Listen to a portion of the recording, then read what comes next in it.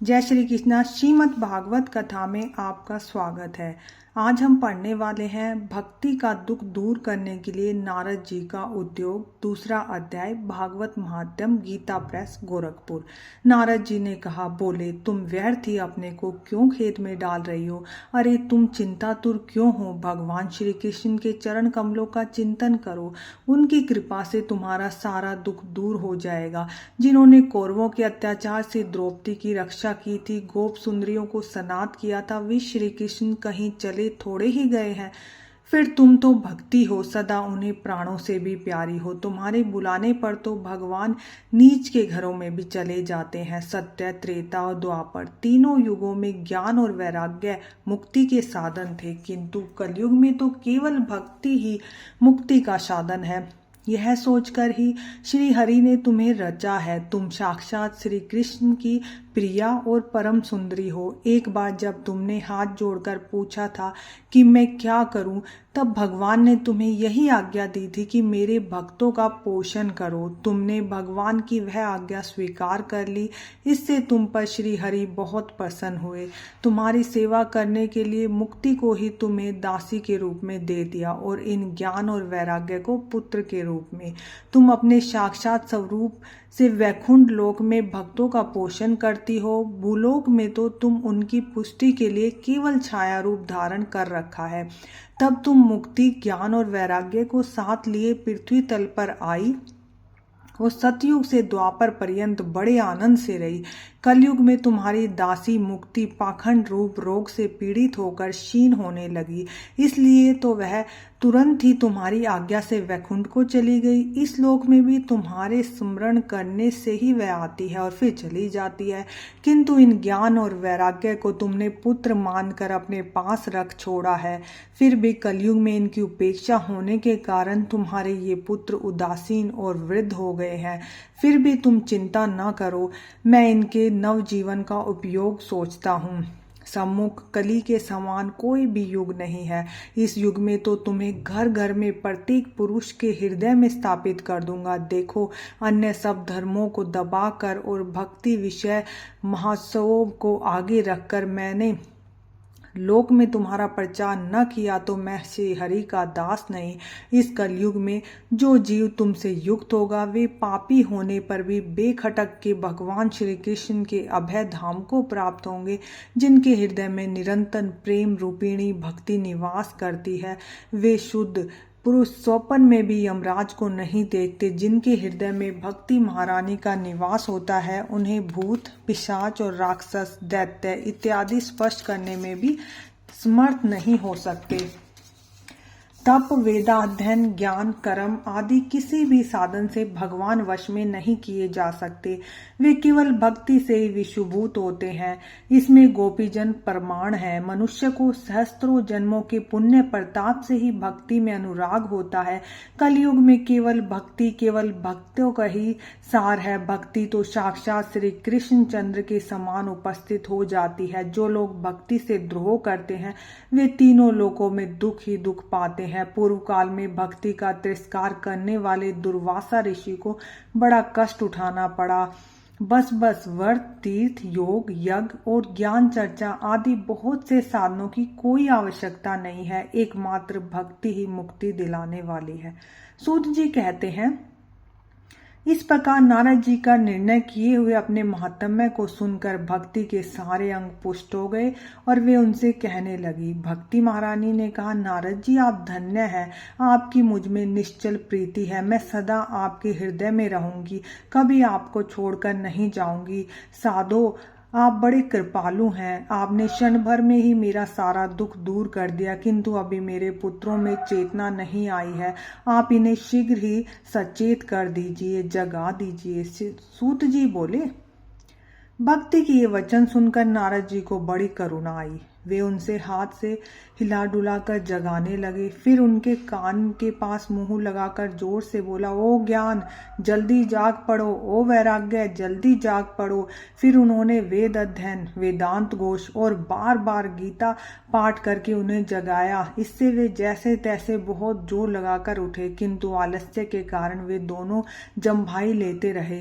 नेत्र उखाड़ कर देख भी नहीं सके। उनके बाल बगुले के समान सफेद हो गए थे। उनके अंग प्राय सूखे काठ के समान निषेज और कठोर हो गए थे। इस प्रकार भूख और प्यास से मारे अत्यंत दुर्बल होने के कारण उन्हें फिर से सोते देख नारद जी को बड़ी चिंता हुई। वे सोचने लगे, अब मुझे क्या करना चाहिए।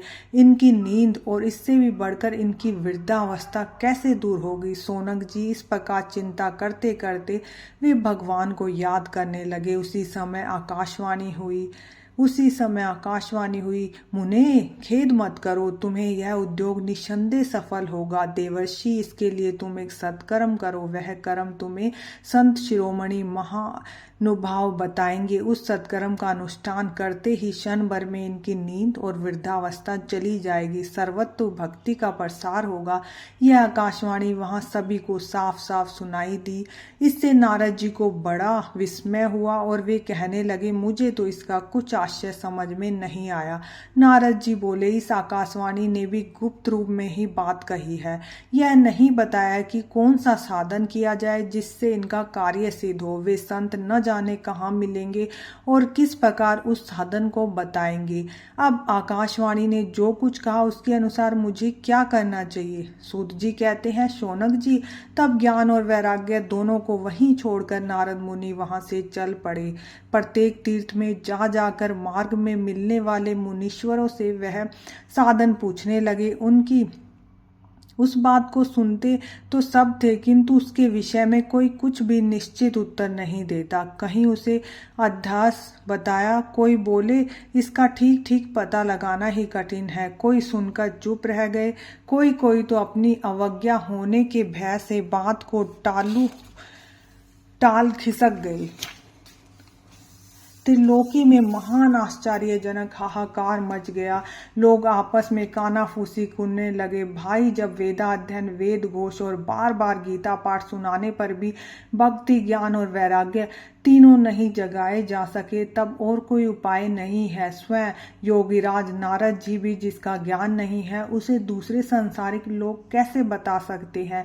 इस प्रकार जिन जिन ऋषियों से इसके विषय में पूछा गया उन्होंने निर्णय करके यही कहा कि यह बात दुख साध्य है। पर नारद जी चिंतातुर हुए। बद्रिका वन में आए। ज्ञान वैराग्य को जगाने के लिए वहां उन्होंने निश्चय किया कि मैं तप करूंगा।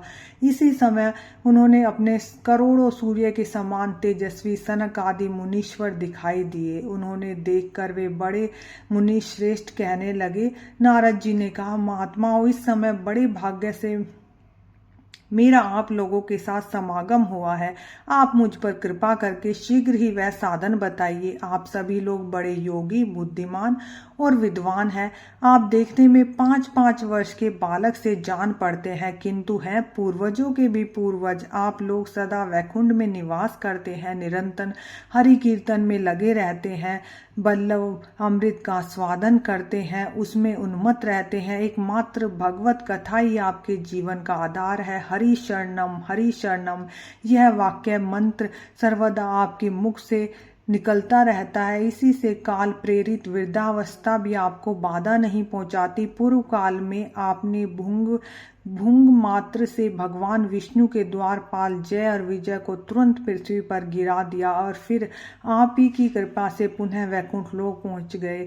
धन्य है, इस समय आपके दर्शन बड़े सौभाग्य से हुआ है। मैं बहुत दीन हूँ और आप लोग स्वभाव से ही दयालु हैं, इसलिए मुझ पर अवश्य कृपा करनी चाहिए। बताइए, आकाशवाणी ने जिसके विषय में कहा वह कौन सा साधन है और मुझे किस प्रकार उसका अनुष्ठान करना चाहिए। आप इसका विस्तार से वर्णन कीजिए। भक्ति, ज्ञान और वैराग्य को किस प्रकार सुख मिल सकता है और किस प्रकार प्रेम पूर्वक इन सब की प्रतिष्ठा की जा सकती है। सनक आदि ने कहा, देवर्षि आप चिंता न करें, मन में प्रसन्न हो, उनके उद्धार का एक सरल उपाय पहले से ही विद्यमान है। नारद जी आप धन्य हैं, आप विरक्तों के शिरोमणि हैं, श्री कृष्ण दासों के शाश्वत पथ प्रदर्शक और भक्ति योग के भास्कर हैं। आप भक्ति के लिए जो उद्योग कर रहे हैं यह आपके लिए कोई आश्चर्य की बात नहीं है। भक्तों की भक्ति के लिए तो भक्ति की सामक स्थापना करना सदा उचित ही है। ऋषियों ने संसार में अनेक मार्ग प्रकट किए हैं, किंतु वे सभी कष्ट साध्य हैं और परिणाम में प्राय स्वर्ग की प्राप्ति कराने वाले हैं। अभी तक भगवान की प्राप्ति कराने वाला मार्ग तो गुप्त ही रहा है, उसका उपदेश करने वाला पुरुष प्राय भाग्य से ही मिलता है। आपको आकाशवाणी ने जिस सत्कर्म का संकेत किया था उसे हम बताते हैं, आप प्रसन्न और समाचित होकर सुनिए। नारद जी द्रव्य यज्ञ, तपो यज्ञ, योग यज्ञ और स्वाध्याय यज्ञ ये सब तो स्वर्ग आदि प्राप्ति कराने में कर्मों के ही और संकेत करते हैं। पंडितों ने ज्ञान यज्ञ को सत्कर्म का सूचक माना है। वह श्रीमद् भागवत का पारायण है जिसका गान शुक आदि महाअनुभवों ने किया था। उसके शब्द सुनने से ही भक्ति, ज्ञान और वैराग्य को बड़ा बल मिलेगा। इससे ज्ञान वैराग्य का कष्ट मिट जाएगा और भक्ति को आनंद मिलेगा। सिंह की गर्जना सुनकर जैसे भेड़िए भाग जाते हैं, उसी प्रकार श्रीमद् भागवत की ध्वनि से कलयुग के सारे दोष नष्ट हो जाएंगे। तब प्रेम रस प्रवाहित करने वाली भक्ति, ज्ञान और वैराग्य को साथ लेकर प्रत्येक घर में और व्यक्ति के हृदय में क्रीड़ा करेगी। नारद जी ने कहा, मैंने वेदांत की ध्वनि गीता पाठ करके उन्हें बहुत जगाया, किंतु फिर भी भक्ति, ज्ञान और वैराग्य ये तीनों नहीं जागे। ऐसी स्थिति में श्रीमद् भागवतम सुनाने से वे कैसे जागेंगे? क्योंकि उस कथा के प्रत्येक श्लोक और प्रत्येक पद में भी वेदों का ही सार है। आप लोग शरणागत वत्सल्य है और आपका दर्शन भी व्यर्थ नहीं होता, इसलिए मेरा यह संदेह दूर कीजिए, इस कार्य में विलंब न कीजिए। सनक आदि ने कहा, श्रीमद् भागवतम की कथा वेद उपनिषदों के सार से बनी है, इसलिए उनसे अलग, उनकी फलसूप होने के कारण वह बड़ी उत्तम जान पड़ती है।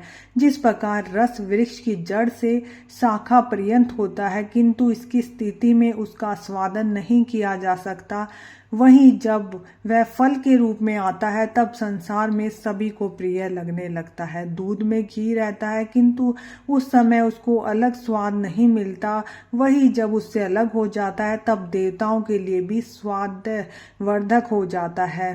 खांड ईख के हर छोरे में बीच में व्याप्त रहती है, तथापि अलग होने पर उसकी कुछ और ही मिठास होती है। ऐसे ही यह भागवत कथा है।